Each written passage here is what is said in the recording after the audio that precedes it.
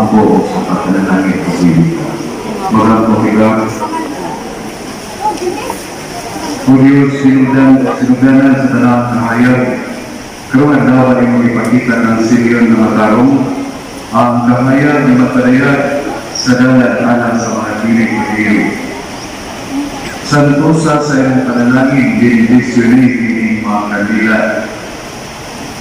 Dungan sa pagdawat sa mga paghampo sa iyong kagawahan, nagkatigong ang pagbibig ng mga kandila ahas sa pagday sa iyong kinuha.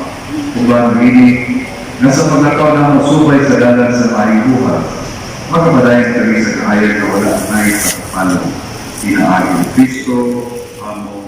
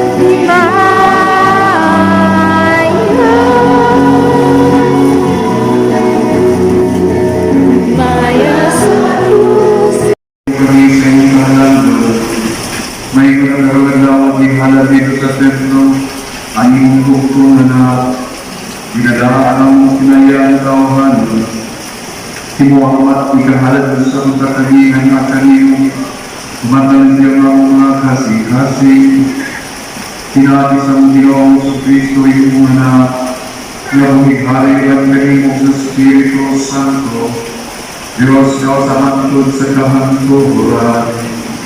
Amen. Ang lingkod kayo, at Panginoon ang pulong sa inyo.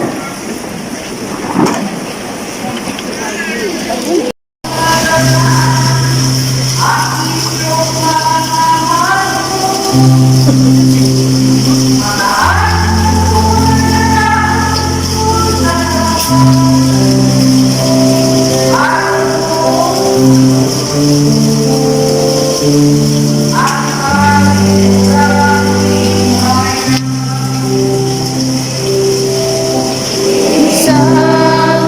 hari sa himaya,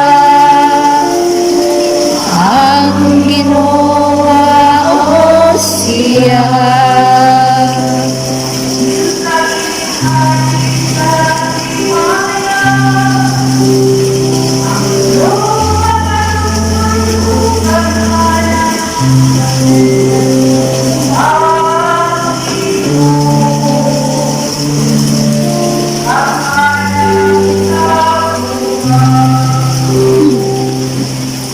Kinsa ang hari sa himaya,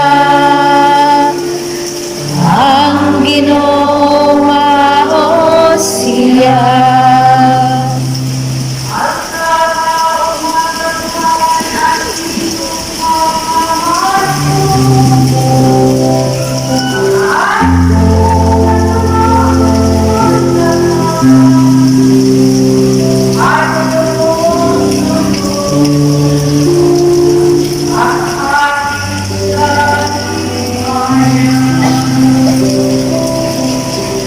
Kinsa ang hari sa himaya, ang ginawa o siya. Wala ni Moises. Musta kilala nila ang bata at sa Jerusalem aron ihalad nila sa Ginoo. Makili ang nagsulat sa Balaod sa Ginoo. Ang anak panganay lalaki kinahanglan ihalad ngadto sa Ginoo. Ngadto sa sila ang paghalad sa Balaod sulod sa Balaod sa Ginoo. Usa kapare sa tugmo o mga kuyago sa lahat. Ini kalau na may tao na kuya sa Jerusalem ihalad sa Ginoo. May tao ang lolo sa Diyos nagbago sa kagwatan sa Israel. Nabuhat sa iya ang Espiritu Santo, ipasaligan siya sa Espiritu na bigit sa mga tayo, hanggang makita niya siya at isaan sa Ginoo. Inuduan sa Espiritu ni Salod sa Isinyon sa Jerusalem. Pinadala si Jesus yung mga ikanan sa Espiritu at dito yung mga kaniya ang isuso sa Balaod. Itubos ni Simeon ang bata o nagpasalamat sa Diyos. Pero ang Ginoo, kaya mo naman di mo man ang iyong saad. Itubos na ang iyong sulutuan mo halingin na malinaw. Kaya sa kagalingon ko mga mata, nakita ko ang iyong kaluwasan. Kaya hindi andang ang umangan na talandataan. Usaha sa kamayan, na mataliyag sa iyong dalan ko sa mga biliw-biliw, maghatag sa mayat ko sa iyong katawan at Israel. Nahigulong ang amahan ng pagminahan sa bata sa pagkalugina sa mga utang at isuti ni Senyor yung bahay kanila. Kundi na lalaki ni Senyor kanila at hindi ka Maria na pinangahan sa bata. Hindi mata ipili sa Diyos alang sa kalaglagan o kaluwasan sa dagang mga tao. Mahigit siyang ilanan ikan sa Diyos na supakong sa dagang mga tao. Ito ni Madayag ang ilang ginagawa ang nauna. Nagawang sama sa kahain na espada, walang basa yung kauling kasing-kasing. Dito ito sa babae ng propeta, ngayon anak ni Manuel, sa banay ni Aser. Kusya siya sa babae, figulang na naniniyong sukat sa dekoratory, ngunit na mausok sa kawalong-apat katuloy. Nalagay sa Biblia sa Pedro, andaw, nagsimba siya sa Diyos, nagpuasa, nagmampo. Yan sabihin na may abot siya ang nagpasalamat sa Diyos. Disuti pa rin sa bata. Nagpasadalan ng pao ng Diyos. Utubos sa Jerusalem. Tapos utuban naman sa iyo, Maria ang kanang isulo sa lahat sa Ginoo. Ipawalay sila sa Galilea. Nagpasalamat. Ang ilang lungsod ng Ibuya. Ito ang bata o naiintusan. Pulot sa sinadman o lalagyan sa Diyos, iha kanina.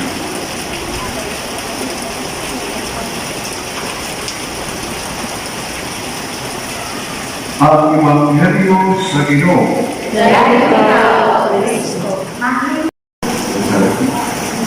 Na misteryo ng Santo Rosario.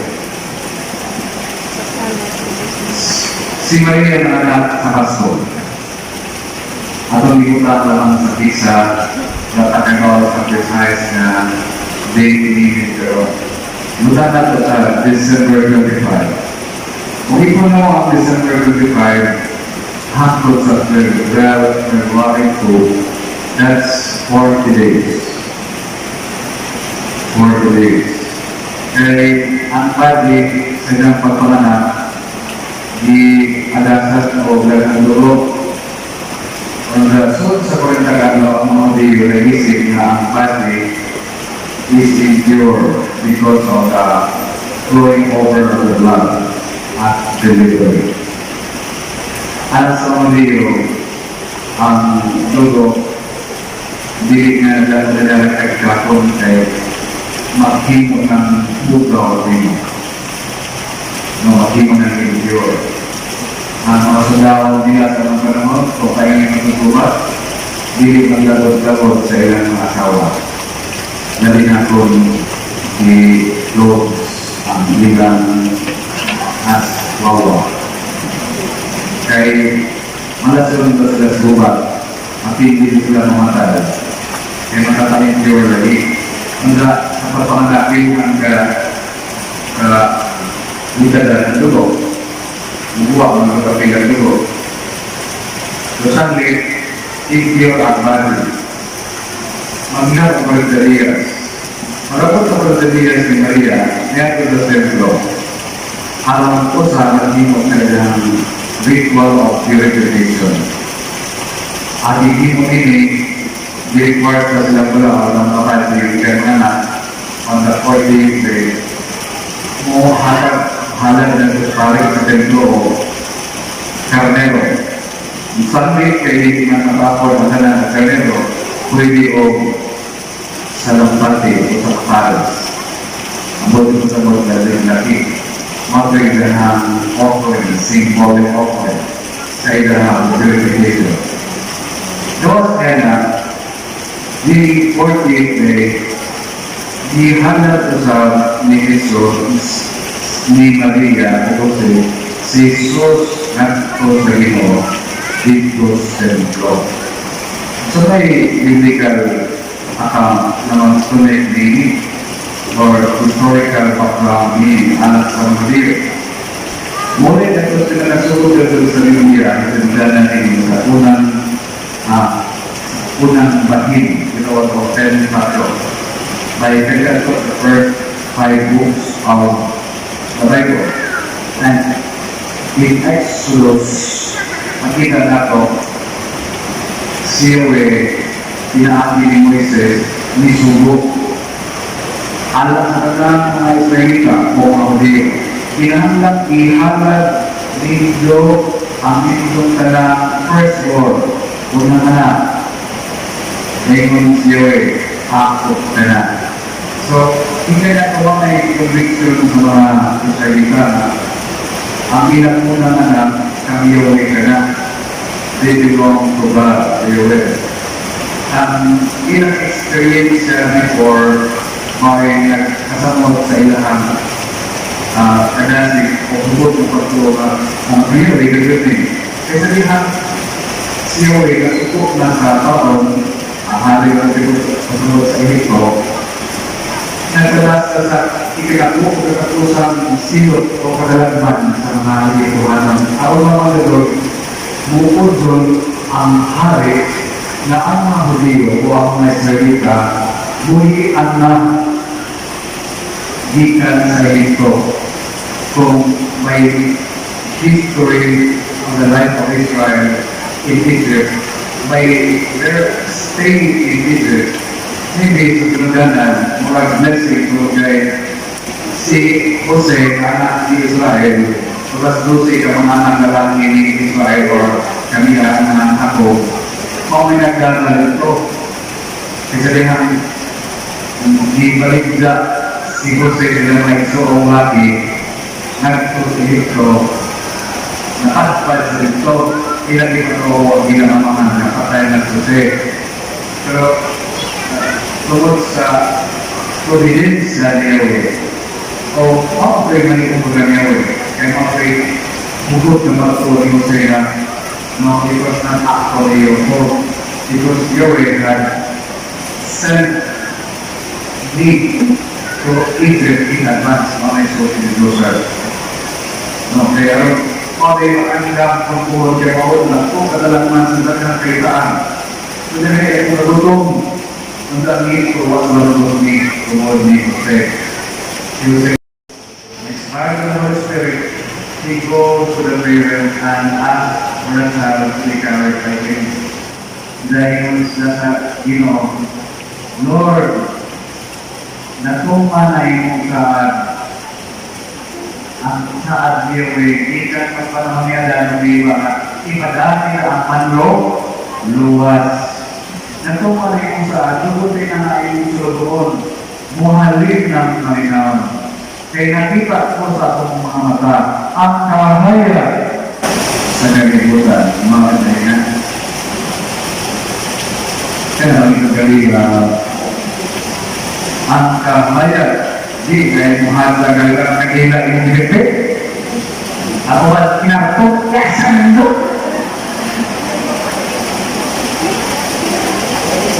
Udah sama ibu, sudah tidak melihat tidak. Nah, mahal-mahal kehidupan di sini yang namanya pagi, boleh perkataan alor.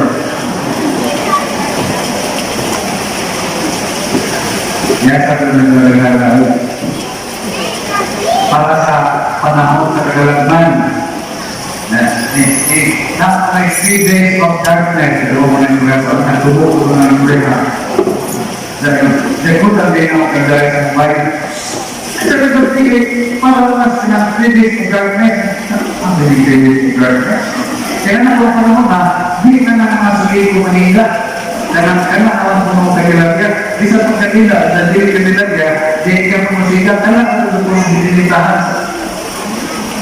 Madami mahusog kumuhangin ng boros. Mapawang yang panali. Ang kalugan sa nila, ang jahila. Nakoy lugar si Kristo. No, kung may ikot na panahon, ang ikot kanila kanina, dili ka ang pagkatutan tanan sa there is no more time to become practical. Ano ko ito naman siya later? Pagdating sa Buddha, di ba magkakabila? Ang sa dapat gawin ninong ang palagay ng sikat ko hiker. Ay, pa na, ay pa. Ay, ate ka nagreklamo sa altar, gano'n. Di na suga ni Kristo. Kinahanglan it must be the light from the altar because of the symbolism of the light from Christ. Because Jesus Christ, remember, panahon sa madusang ko sarili, sa pagbibitig ka sa malong kalayo o kulit, na inahan sa malong kabila, pero kabila paswal, Pascal, Kandol. Because it's still given to gawas. Nagkutan na ito, sinilitahan kapos para sa gawas. Na yung period, masigil ng topic 3 times, works sa liwa, diwit. Si Kristo ang kahaya. No, kaya si Kristo lagi, ang hindi siguris mo rin yung kabila. No, sila ako ang hibong kahaya sa itong kawalin sa itong kinabuhi. Dilit ka, ginaglag makita ka yung suga, Kristo lamang. May mong inotin o Israel, ang atong ubang mga securities of comfort anywhere other than Jesus Christ. No, kaya often man sila, hindi. No, hindi na sila makapag-dito ng nag-aalam ng Diyos, no? Manang si Jesus, man pa ba ng makampo tayo kaya, manang musibat ng pagkakindo, ang man kami, musibat na kaya, doon talaga ka, masikaos ng sugat ni Kristo kaya, wala di magalimutan nato ni kinabuhay ka. Iyan ni Kristo na pilit na ito ang victory ikan kalida, kaya kinabuhay makadulas. No, makadulas kaya, hindi makikita mga perfecto, taon, sumutang ka. At taon, hindi ka mo pag-iutak, sabi magsurang-surang, iwan po katong honde. Tunas ka. No, totoo, ano ka kang gigabay na, gigabay ka na rin kumarang sa mga Israel, yung dadugay sa ulangan yung dadito mo iso. So, mo yung dugo. Hindi mo na kung tuhon sa iyo. Tunas mo rin talaga. Kinahanglan ka talaga na constant. Ano kung magdugo kita, alam kalandagan, kanila may naman kanila. Kaysa ang katulad na hayag na ito. Karang yung gatila, nanong gagahan abot ni mo. Kita lumari yung gago, dahil ito sa wala, lahat ng mga sa altar, na may mga lalabay. Nalin mo, kanala yung gagawin, bibitahan ang karamiton 365 days sa tibok tuloy ng kaso. Pero kung mau ka na kanila, dawa pala ito pa sa kanila, pwede ka mga mismari. Nandiyan ang pagkitahan kanila. Yan mo siya. May kanila rin, ikaw sa bless, kandol. No. Kung pinakatante, gawas ka na nakalawa ka sa kahayag ni Cristo sa Diyos. In for we become life for the nations. Remember, Jesus Christ came. Magpapalisin yun po, araw na yung kahayag sa nakakatawan sa mga hipil o himaya sa yung piling katawan ng Israel. All people, regardless of belief, race, color, orientation, status, kahayag sa katawan ng piling, no? Kung pwede makakagtao, hope nila, no? Kanang panabang nila, kanang kalipay nila. Bisa kinsa, that becomes your mission. So going here to the Bible at the physical level may not be as simple as natin kanila. Kung dili, it is really sa gusto ko maakit sa kahayag ni Jesus sa kinagawa. Kaya ako, mahito sa kahayag na ito sa tanan. Amen. Amen.